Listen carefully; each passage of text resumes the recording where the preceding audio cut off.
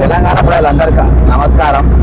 ఈరోజు మనము మరి చెలో అసెంబ్లీ మరి టోమో తెలంగాణ డిజిటల్ మీడియా అసోసియేషన్ మరి అవుట్డోర్ మీడియా అసోసియేషన్ అన్న రమేష్ అన్న మరి విష్ణువర్ధన్ గారు అన్నదేమో ఓఎంఎస్ మరి విష్ణువర్ధన్ అన్న కూడా రేట్ అడ్వర్టైజ్మెంట్స్ ఉన్నది. అయితే వీళ్ళు గత తెలంగాణ ఉద్యమంలో చాలా బలంగా పాల్గొన్నారు. తెలంగాణ వచ్చిన తర్వాత ఆత్మగౌరవం కోసం అప్పుడు అడ్వర్టైజ్మెంట్లు తక్కువేం కాలే వీళ్ళకు, కానీ స్వయం పాలన ఉండాలి, మా మా బతుకులు మేము బతకాలి, ఈరోజు ఆంధ్ర చేతుల నుండి మేము విముక్తి పొందాలని చెప్పి ఉద్యమం చేసిన. బాగానే ఉండే కదా అన్న? బాగానే ఉండే, అప్పుడు మంచిగా ఉండే. అయితే ఈరోజు చెల్లగా అన్నలు పెద్ద పెద్ద కాలాల్లో తిరిగేటోళ్ళు ఇప్పుడు ఆటోలలో చెలో అసెంబ్లీ పోతారు అన్న. చెలో అసెంబ్లీ అనేది ఒక పెద్ద బ్రహ్మాస్త్రం. ఈ బ్రహ్మాస్త్రాన్ని మీరు ప్రయోగించడానికి గల కారణం ఏంటి? ఇంతకు ముందు అసలు మీకు ఏమి ఇబ్బంది అయింది? దేనికోసము ఈరోజు ఈ చెలో అసెంబ్లీ కార్యక్రమం పెట్టుకున్నారా అన్న? ఈ బ్రహ్మాస్త్రానికి ఉపయోగించడానికి అవసరం ఏంటంటే కారణం కూడా ఇప్పుడు ఉన్న ప్రభుత్వాన్ని క్రియేట్ చేసింది. మీకు అటువంటి పాలసీ తీసుకొస్తాము అని చెప్పేసి ఒక పాలసీ తీసుకొచ్చారు. ఆ పాలసీలో ఉన్న ప్రథమార్థం ఏంటంటే ప్రైవేట్ బిల్డింగ్స్ వల్ల కానీ రూఫ్ టాప్ హోర్డింగ్స్ వల్ల కానీ ఎక్కడ కూడా హోర్డింగ్స్ ఉండకూడదు. అదే వీళ్ళొక జీవోలో ఆ జీవోలను పొందుపరిచినది. దాంతో మేము ఉన్న ఏజెన్సీలంతా మేము భయభ్రాంతులకు గురైపోయాం. అది ప్రైవేట్ ప్రాపర్టీస్ లో హోర్డింగ్స్ లేకపోతే ఇంకా హోర్డింగ్స్ అనేది ఎక్కడ పెట్టాం? గవర్నమెంట్ ప్లేస్ ఉండేటే తక్కువ. వీళ్ళు జీవాలు ఏం చెప్తున్నారు? గవర్నమెంట్ ప్లేస్ లో మాత్రమే అలౌ చేస్తాము, అది కూడా పీపీపీ మోడ్, లేదు అంటే టెండర్ మోడ్ లో అంటున్నారు. దాని అర్థం ఏంటంటే వాళ్ళకు అనుకూలంగా అడ్వర్టైజ్మెంట్ బోర్డులు ఉన్నాయి కదా, లీడ్ స్పేస్ అని. అవును, ఇవన్నీ లీగలేనా అన్న? ఇవన్నీ మెట్రో నుంచి వీళ్ళు లీడ్ స్పేస్ అనే సంస్థ లీజ్ లో తీసుకొని నడిపిస్తుంది. అది ఇప్పుడు మరి గవర్నమెంట్ హ్యాండ్ ఓవర్ చేసినాక ఈ మెట్రో బిల్డర్స్ అని ఎవరికి ఇస్తారు అన్న? ఇప్పుడు ఆ మధ్యలో పెట్టున్నా చూసినావా అన్న? అవును, దాన్ని రజనీకాంత్ అని. రజనీకాంత్ అది అట్లా పెట్టవచ్చా అసలు? అది పెట్టకూడదు అన్న, అది పెట్టకూడదు. జీవోని బిల్ కానీ ఇప్పుడు వచ్చిన కొత్త జీవో ప్రకారం కూడా పెట్టకూడదు. కానీ ఏంటంటే వీళ్ళ భాగస్వాములు కదా, వాళ్ళ భాగస్వాములకు ఒక రూలు, మిగతా వాళ్ళందరికీ ఒక రూలు. సో అందుకోసమని ఈ జీవోలో మేము ఏం చెప్తున్నామంటే ఈ జీవోని అమెండ్మెంట్ చేయండి. రూఫ్ టాప్ హోర్డింగ్స్ అనేది ప్రైవేట్ ప్రాపర్టీస్ లో హోర్డింగ్స్ అనేది ఇండియా మొత్తం ఉంది, ప్రపంచం మొత్తంలో ఉన్నది. ఇది ఏదో మనం కొత్తగా హైదరాబాద్ లో ఒకటే ఉన్నది అవుట్డోర్ అనేది ఇండస్ట్రీ కాదు. కొన్ని వందల సంవత్సరాల నుంచి ఉన్నది. బిఫోర్ ఇండిపెండెన్స్ నుంచి కూడా అవుట్డోర్ ఉన్నది. ఎందుకంటే ప్రచార మాధ్యమంలో మాది కూడా ఒక ప్రచార మాధ్యమం. ప్రచారం చేసుకోదంటే మాది కూడా ప్రచార మాధ్యమమే కదా. కేటీఆర్ గారు ఉన్నప్పుడు ఒక జీవో వచ్చింది కదా. అవును, అది ఆ జీవో దేనికోసం తీసినా? 61 అది ఆ జీవో 68. 68 దేనికోసం తీసినా? జీవో 68 తీసుకొచ్చేసి ఎందుకంటే 15 ఫీట్ల లోపే హోర్డింగ్స్ ఉండాలని తీసుకొచ్చి ఈ మెట్రోకు ఉన్న మీడియా ఎవరైతే తీసుకున్న వాళ్ళతోని దానిపైన లబ్ధి పొందాలి, మెట్రోకి మంచి బిజినెస్ జరగాలనే ఉద్దేశంతో మిగతా ఒక 300 పైచిలకు ఏజెన్సీలను రోడ్డున పడేసింది ఆ జీవో. ఇప్పుడు ఇది ప్రమాదం కాదా అన్న? పైన ఉన్నది చాలా పెద్ద ప్రమాదం అది. మరి మీది 68 జీవో ప్రకారం మన మీదట ప్రమాదం అవుతుంది. 68 జీవో ప్రకారం ఇది ప్రమాదం. మాది ప్రమాదం కాదు, మాది రోడ్డు పైన కింద కూలిపోతాయి ఇవి. అవును, రైట్ అన్న చెప్పండి. మాది ఎట్లా మేము కొట్లాడేది ఏంటంటే ప్రైవేట్ ప్రాపర్టీస్ లో హోర్డింగ్స్ అనేది అలౌ చేయాలి. ఇది ఇండియా మొత్తం ఉన్నది, ఇక్కడ ఒక్క దగ్గరలో లేదు కదా. ప్రతి ఇండియా మొత్తంలో ప్రైవేట్ ప్రాపర్టీస్. ఇక్కడ వీళ్ళకి ఏమి ఇబ్బంది అవుతుంది? ప్రైవేట్ ప్రాపర్టీస్ హోర్డింగ్స్ అలౌ చేస్తే అదే చేయమని ముఖ్యమంత్రి గారిని కోరుతున్నాము. అదే విషయం చెప్పడానికి ఇప్పుడు మేము అసెంబ్లీ ముట్టడికి వెళ్తున్నాము. ఇప్పుడు యాక్చువల్ గా ఎంత మంది అంటే ఓవరాల్ గా ఎన్ని ఉన్నాయన్న రిజిస్టర్డ్ అయిన ఇవి రిజిస్టర్డ్ అయిన అడ్వర్టైజ్ ఏజెన్సీలు ఇంతకు ముందు జీవో నెంబర్ 68 కన్నా ముందు 209 రిజిస్టర్డ్ ఏజెన్సీలు ఉంటుండే. అన్రిజిస్టర్డ్ ఏజెన్సీలు ఒక 300 దాకా ఉంటుండే. ఇప్పుడు ఏదైతే ముందు క్యూర్ లో అంటే మూడు కార్పొరేషన్స్ పరిధిలో దగ్గర 500 పైచీలకు అడ్వర్టైజింగ్ ఏజెన్సీలు ఉన్నాయి. అంటే మీడియా ఓనర్స్. ఇందులో ఏంటంటే అందరికి 5 హోర్డింగ్స్ 6 హోర్డింగ్స్ 4 10 15 ఉన్న హోర్డింగ్స్ ఓనర్స్ ఎక్కువ. ఇక్కడ వందల సంఖ్య హోర్డింగ్స్ ఉన్న ఏజెన్సీస్ లేవు ఇక్కడ. ఎంతమంది ఆధారపడి మా పైన ఇండస్ట్రీ పైన దగ్గర 1,00,000 ఇండివిజువల్స్ దాకా ఆధారపడి బతుకుతున్నారు. 1,00,000 ఇండివిజువల్స్ తెలంగాణ మొత్తం. అంటే ఎట్లా ఉంటుంది అంటే ఇప్పుడు మీరు ఉన్నారు, మీకు ఒక హోర్డింగ్ పెట్టుకోవాలనుకుంటే మీ హోర్డింగ్ వెళ్ళి ఆ ఫ్లెక్స్ దానిపైన నిలబడాలంటే ఒక 10 మంది పనిచేయాలన్న. ఎట్లా 10 మంది చేయాలంటే మీరు ఫస్ట్ ఓటింగ్ ఓనర్ అప్రూవ్ అవుతారు. మీరు అప్పుడు అప్రూవ్ చేయడానికి ఆ ఓటింగ్ మీరు బుక్ చేసుకుంటారు. దాని తర్వాత మీరు దాన్ని డిజైన్ చేయించుకోవాలి. డిజైన్ చేసుకుని డిజైనింగ్ ఏజెన్సీ దగ్గరికి పోవాలి. దాని తర్వాత మళ్ళీ ఫ్లెక్స్ ప్రింట్ చేయాలి. ఆ ఫ్లెక్స్ ప్రింట్ తీసుకొచ్చి నాకు ఇస్తే నేను మళ్ళీ మా మౌంటర్లో పంపించి కట్ చేయాలి. దాని తర్వాత దాన్ని ఎలక్ట్రిసిటీ మొత్తం కరెక్ట్ చేయాలి. మీకు night photos, day and night photos, నాకు ఫోటోగ్రాఫర్ అవసరము, నాకు అకౌంటెంట్ అవసరము, నాకు ఆఫీస్ స్టాఫ్ అవసరము, నాకు ఎగ్జిక్యూటివ్ స్టాఫ్ అవసరము. సో ఈ విధంగా చూస్తే దగ్గర ఒక 1,00,000 ఎంట్రీస్ తెలంగాణ మొత్తం అని చెప్తున్నాను. ఎందుకంటే ఓటింగ్ ఓనర్స్ ఒకటే చూడకండి, దీనిపైన ఆధారపడి ఇండస్ట్రీలు చాలా ఉన్నాయి కదా. ఫ్లెక్స్ ప్రింటింగ్ దీనిపైన ఆధారపడిందే కదా, ఫ్యాబ్రికేటర్స్ దీనిపైన ఆధారపడిందే కదా. సో మరి ఇప్పుడు ఎలక్ట్రిషియన్ దీనిపైన ఆధారపడిన వాళ్ళే. ఎన్ని గల్లీకో ఫ్లెక్స్ ప్రింటింగ్ యూనిట్ ఉందన్న, గల్లీకో ఫ్లెక్స్ ప్రింటింగ్ యూనిట్ చూస్తారు. ఓన్లీ హైదరాబాద్ లో దగ్గర 6 నుంచి 1000 పైన పైచిలకు ఫ్లెక్స్ ప్రింటర్స్ ఉన్నారు. మరి వాళ్ళంతా జీవనోపాధి వాళ్ళు ఇప్పుడు ఓటింగ్స్ ఫ్లెక్స్ ప్రింట్ చేయట్లేరా? వాళ్ళ జీవనోపాధి ఏం కావాలి? వీళ్ళు ఏదో ఒక 3 కంపెనీల కోసం వాళ్ళ సొంతంగా వాళ్ళకు అనుకూల వాళ్ళ బంధువుల కోసము ఆ 2 కంపెనీలో 3 కంపెనీలో డెవలప్ చేయడానికి కోసం తీసుకొచ్చిన జీవో ఇది. లేదు నవనిర్మాణం, target media, Prakash ads, lead space. ఇప్పుడు టార్గెట్ అంటే మొత్తం తెలుగుదేశం ఆఫీస్ కాడ పెద్ద ఎల్లీగల్ బోర్డు పెట్టి కేబీఆర్ పార్క్ మొత్తం అప్పనంగా వాళ్ళే పెట్టిండ్రు. ఒక మల్టీ లెవెల్ కార్ పార్కింగ్ కట్టడానికి 3 కోట్లు ఖర్చు అవుతుందని వీళ్ళు టెండర్ల మున్సిపాలిటీ ఇచ్చింది. కానీ 12 నుంచి 14 కోట్ల ఆదాయం ఒక 3 కోట్ల దాని గురించి వాళ్ళకు దారదత్తం చేశారు. ఒక 12-14 కోట్ల వచ్చే ఆదాయం ఎక్కడ ఓన్లీ కేబీఆర్ పార్క్ దగ్గరనే ఆదాయం వద్దని నువ్వు 3 కోట్లు పెట్టుకుని నువ్వు 12 కోట్ల బదులు ఇంకా ఎక్కువ సంపాదించేసుకోవాలి, ఫ్రీకి ఇచ్చేస్తున్నారు. ఇలాంటి ఇంకా 30 తీసుకొచ్చేసేసి మొత్తం సిటీ మొత్తం ఒక 300 వరకు ఎల్ఈడి అడ్వర్టైజ్మెంట్ కానీ లేకపోతే నాన్ ఎల్ఈడి బోర్డ్స్ కానీ పెట్టేసేసి వీళ్ళు ఇచ్చేసుకోవాలనే ఆలోచనలో ఈ దురాలోచనతోనే మమ్మల్ని రోడ్డు పైకి ఇచ్చే ప్రయత్నం చేస్తున్నారు. దాన్ని మేము ఎట్టి పరిస్థితుల్లో సహించాము. ఈ అసెంబ్లీ ముట్టడి ప్రోగ్రామ్ అనేది కూడా అందుకే పెట్టాము. గతంలో మీకు బీఆర్ఎస్ ప్రభుత్వము సపోర్ట్ చేస్తుంది అనుకున్నారు వస్తున్నాక, కానీ చేయలే. బీఆర్ఎస్ ప్రభుత్వము మాకు అప్పుడు ఒకటి ఏదన్నా జీవో నెంబర్ 6 తీసుకొచ్చి మమ్మల్ని జిహెచ్ఎంసీలు ఇబ్బంది పెట్టిన మాట వాస్తవమే. అయితే కాకపోతే వీళ్ళప్పుడు సిడిఎంఏల పోర్టల్లో మాకు ఆన్లైన్ పర్మిషన్లు ఇచ్చేసి మీరు బయట మున్సిపాలిటీకి వెళ్ళండి. ఇప్పుడు ఏవైతే మెర్జర్ 27 మున్సిపాలిటీలలోనే ఒక 500 పైచలకు ఏజెన్సీలు బతుకుతున్నాం ఇక్కడ. మరి 27 మున్సిపాలిటీ ఇప్పుడు క్యూర్ లో మెర్జ్ చేశారు కదా, మా భవితవ్యం ఏంది ఇప్పుడు? మాకు దానికి ఒక ఆన్సర్ చెప్పాలి కదా మరి గవర్నమెంట్. మేము మొన్న 3 years 4 years బ్యాక్ నుంచి పోయి అక్కడ ఇన్వెస్ట్ చేసి అక్కడ ఓటింగ్స్ చేసినాము. ఈ గవర్నమెంట్ వచ్చినప్పటి నుంచి రానప్పటి నుంచి మేము కాంగ్రెస్ కూడా సపోర్ట్ చేసినాం కదా. మొన్న కూడా మేము ఏది రైజింగ్ తెలంగాణ లేకపోతే రకరకాల క్యాంపెయిన్లకి మన తెలంగాణ అయిన రైజింగ్ తెలంగాణ కానీ లేకపోతే ఇంకో క్యాంపెయిన్ కానీ గ్లోబల్ సమితి కానీ వీటన్నిటికీ ఫ్రీగా పెట్టినాం కదా ఓటింగ్స్. ఉన్న 27 మున్సిపాలిటీ మొత్తం నింపేసాము రేవంత్ రెడ్డి గారి ఫోటోసే. ఇప్పుడు అవన్నీ ఇల్లీగల్ అని తీసేసి మీరు కొత్తగా నేను ఓన్లీ ఎల్ఈడీలు ఇచ్చేస్తాను, అది కూడా ఓన్లీ పీపీ పద్ధతులు ఇస్తాడు. మరి మేమంతా ఏం కావాలి ఇప్పుడు అడిగేది? ఇప్పుడు మీరు ఒక బాధితుని ఆటోలా మరో బాధితులు ప్రయాణమై యుద్ధానికి పోతున్నారు. ఇప్పుడు ఆటో కూడా బాధితుడైనా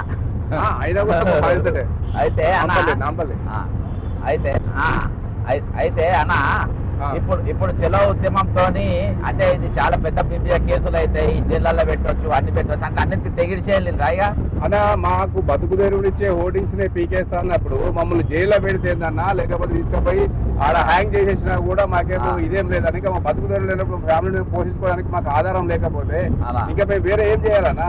మమ్మల్ని జైల్లో పెట్టనియండి, వాళ్ళు తీసుకుపోయి లాఠీ దెబ్బలు కొట్టనియండి, లేదంటే తీసుకుపోయి పబ్లిక్ గా హ్యాంగ్ చేయనియండి. మేము చేస్తున్న తప్పేంది? పర్మిషన్ ఇవ్వండి, అఫీషియల్ గా మీకు ట్యాక్సీ కట్టి మేము లీగల్ దందా చేసుకుంటామని అడుగుతున్నాం. మేము అఫీషియల్ ట్యాక్సీలు కడుతున్నాం కదా, మేము ఉత్తగా ఫ్రీగా చేసుకోవట్లేదే. ఈరోజు రోడ్ల పైన ఒక మీదే కాదు, మన కోటీలకు వచ్చినామన్నా, ఇది గోకుల్ చాట్ ఏరియా. ఇక్కడ మొత్తం రోడ్ల పైన ఫుట్పాత్ మీద చిన్న దుకాణాలు పెట్టుకొని బతికేటోళ్ళు లీగల్ గానే వాళ్ళకి ఐడి కార్డులు ఇచ్చింది జిహెచ్ఎంసీ అన్ని. ఆ దుకాణాలు మొత్తం కూడా పీకేరు. ఇక్కడ నేను వీళ్ళ తరపున గతంలో ఉద్యమం చేసిన. ఈ రోజు సామాన్యులు ఎవరిని బతకనిస్తారు? మిమ్మలను, వీళ్ళను, ఆటో డ్రైవర్లను. ఈ ప్రజాపాలన లాగా లేదన్న, ఇది ప్రజాపాలన లాగా నడుస్తుంది. ఈ రోజు ఇల్లు కట్టుకున్న ఇల్లు స్ట్రేట్ అయితే ఇక్కడ అంతా టోటల్ గా ఈ విధంగా సామాన్యుల బతకలేని పరిస్థితులలో తెలంగాణ సమాజాన్ని ఈరోజు తీసుకోవాలి. మీరు కరెక్ట్ చెప్పిల్లాను. ఎందుకంటే సామాన్యంగా ఇప్పుడు మీరు అక్కడ వస్తారు కదా, చూపిస్తా. ఒక పర్సన్, ఒక ముస్లిం అనే పర్సన్ ఒకటే ఒక హోర్డింగ్ ఉంది. అది ఎక్కడ బండ్లగూడ జాగిరి మున్సిపాలిటీలో ఆయన ఒక సొంత ప్రాపర్టీలు వేసుకున్నాడు. ఆయన 15 సంవత్సరాల నుంచి దానిపైన ఆయన జీవనాధారం. ఆయన వేసుకున్నాడు. ఇక వేరే దగ్గర వేసుకున్నాడు, ఎందుకంటే అంత రెంట్లు కట్టి నేను ట్యాక్స్ కట్టి నాకు వర్కౌట్ కాదని ఆయన సొంత బోర్డులో వేసుకున్నాడు. ఇప్పుడు వీళ్ళు తీసేసేస్తే ఆయన జీవనాధారం పొడగొట్టినట్టే కదా.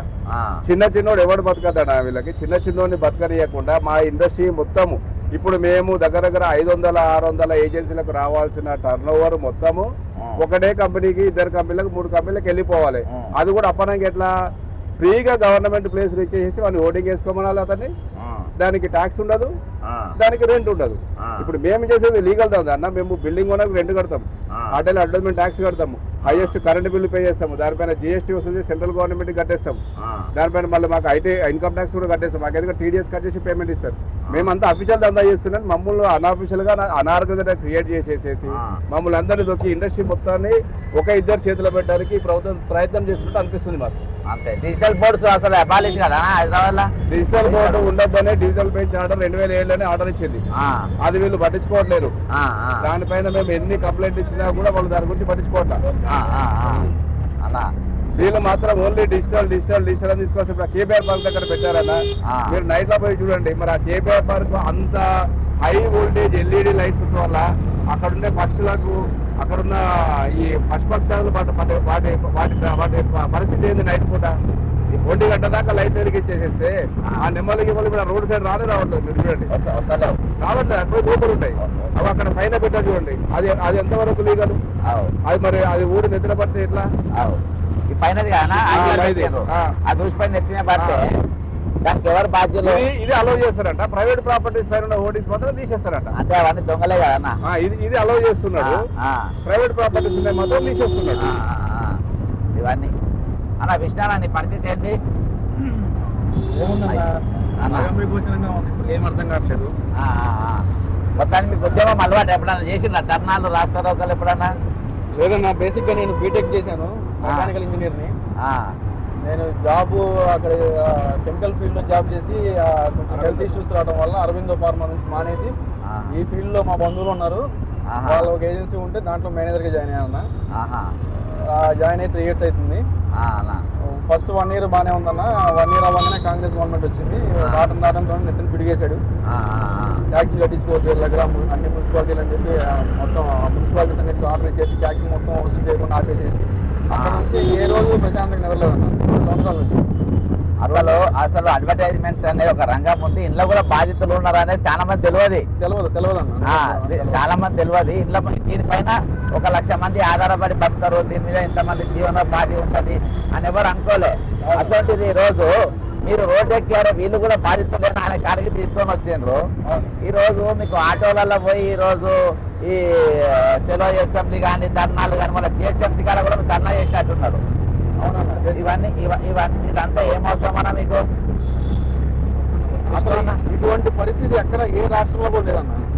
పక్కన ఆంధ్రప్రదేశ్ తీసుకుంటే అక్కడ వాళ్ళకి సమగ్రమైన పాలసీ ఉంది, ప్రైవేట్ బిజినెస్ మీద రూఫ్ టాప్ హోర్డింగ్స్ అనుమతి ఉంది. ఆంధ్రప్రదేశ్ ఏందన్న పరిస్థితి? ఆంధ్రప్రదేశ్ ఎట్లుంది?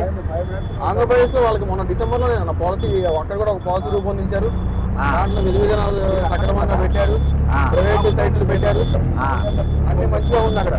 అంటే అక్కడ కూడా 2-3 లేకుంటే అక్కడ అందరికి చిన్నవాడికి చిన్న చిత్తకోళ్ళకి కూడా అక్కడ చాలా అవకాశం ఉంది.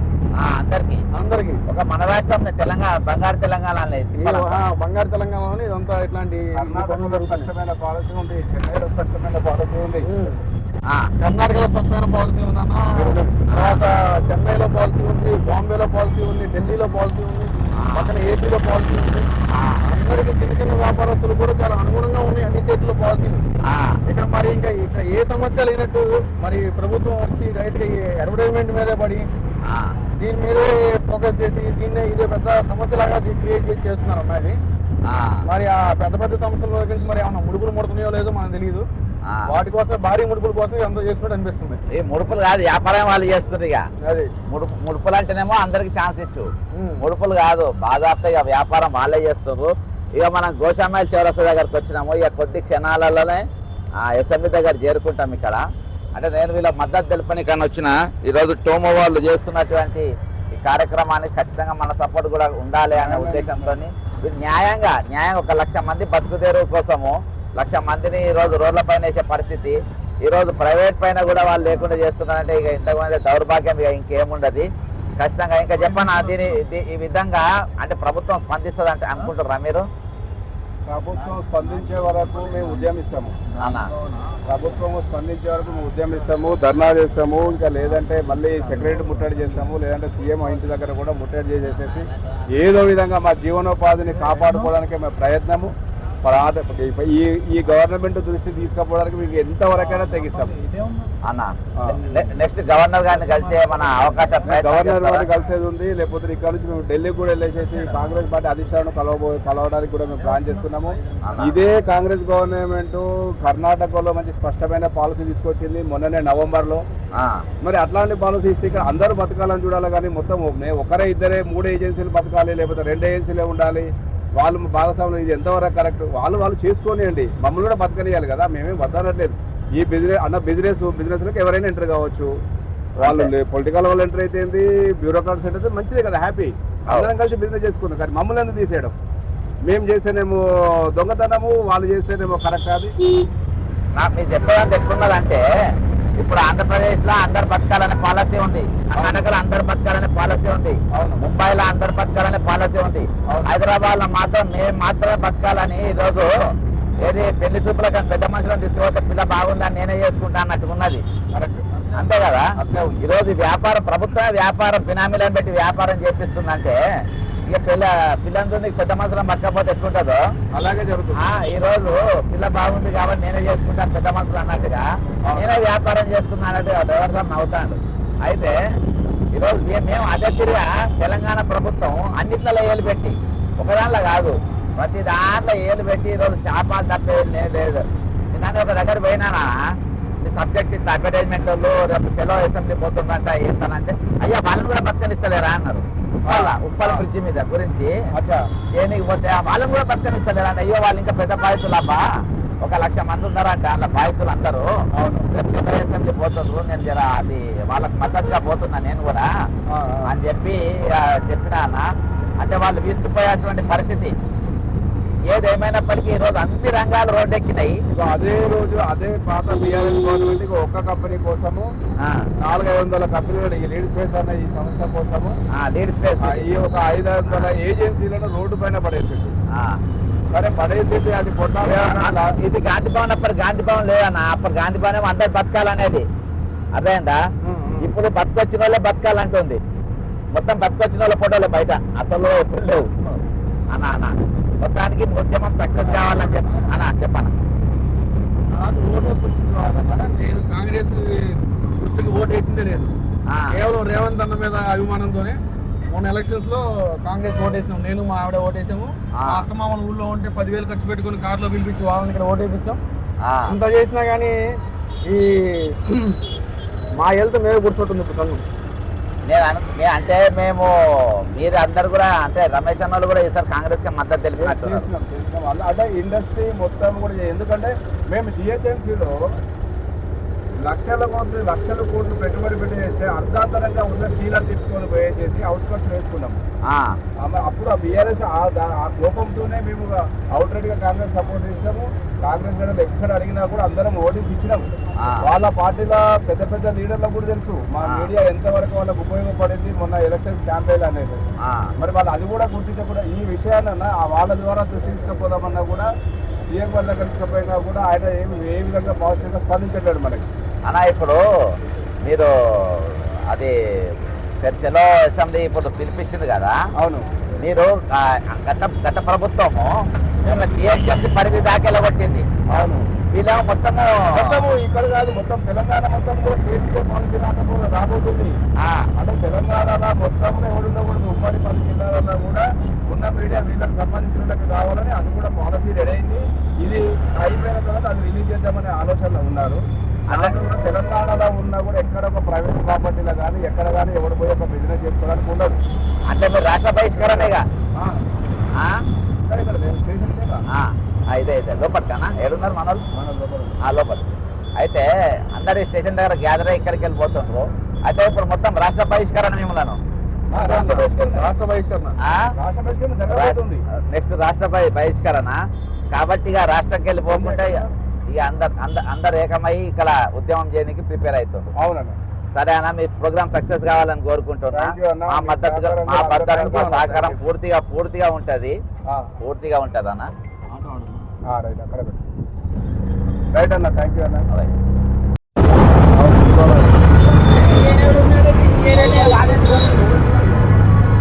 ఇక్కడికి నడవలేకపోతుండ్రా ఏంటి?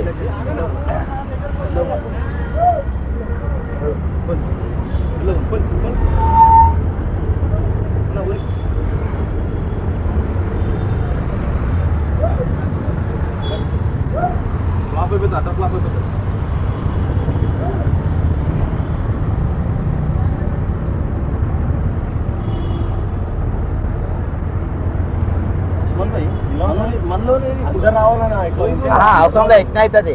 చెల్లో అసెంబ్లీ అంటే అట్నే అవుతుంది. అందరు ఒకటిసారి పోతే మొత్తం లోపడేస్తారు. ఇదంతా ఎస్బీ వాళ్ళు ఉన్నారు. ఇక చూడు ఇక్కడికే స్టార్ట్.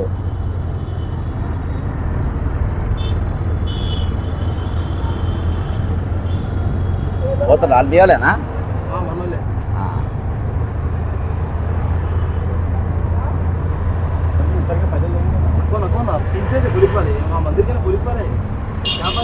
अपन नेता अभी आगे नहीं जाने देते अपने। अरे पोस्टर कहाँ है? पोस्टर दियो अपन लोग। हाँ बैठे ना मंदिर के अंदर। हाँ चलो।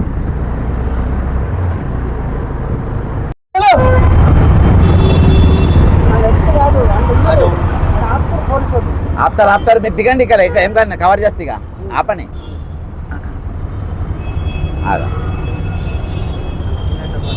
ఇగో చెల్లె అసెంబ్లీకి మొత్తం ఆర్టీసీఎస్ అంతా అక్కడక్కడ బయలుదేరుతుంది అందరూ.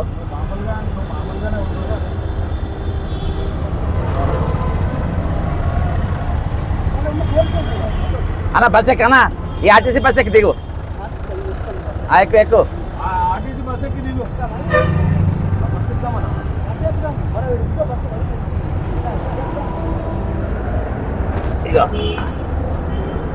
ఇగో ఆర్టీసీ బస్సులు ఎక్కుతున్నారు. అదే ఇగో ఆర్టీసీ బస్సులలో ఎక్కుతున్నారు. అలా పోలీసు వాళ్ళు అరెస్ట్ చేస్తారు అని ఆర్టీసీ బస్సులు ఎక్కి ఇక్కడికి దిగి తీసుకుపోతారు. చలో పోనీ బస్ ఎంత మొత్తం చెలో ముట్టడికి వచ్చిండ్రు.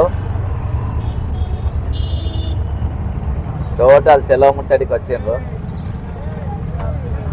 స్లోగన్లు ఇచ్చుకోండి మీరు. ఇచ్చిండ్రు మొత్తం. ఇక్కడ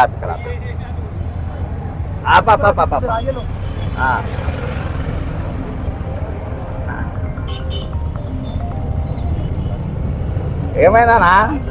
నేను లేను నేను లేను. వాళ్ళు కవర్ చేద్దామన్నది. నేను చేస్తే కథ వేరే ఉంటాయి. లోపలికే కూర్చునేస్తాను నేను. ఏ అడ్వర్టైజ్మెంట్ రేవంత్ అడ్వర్టైజ్మెంట్ కూడా నేనే చేస్తా అంటున్నట్ట. ఓ రమేష్ అన్న స్లోగన్లు ఇచ్చుకోనరా?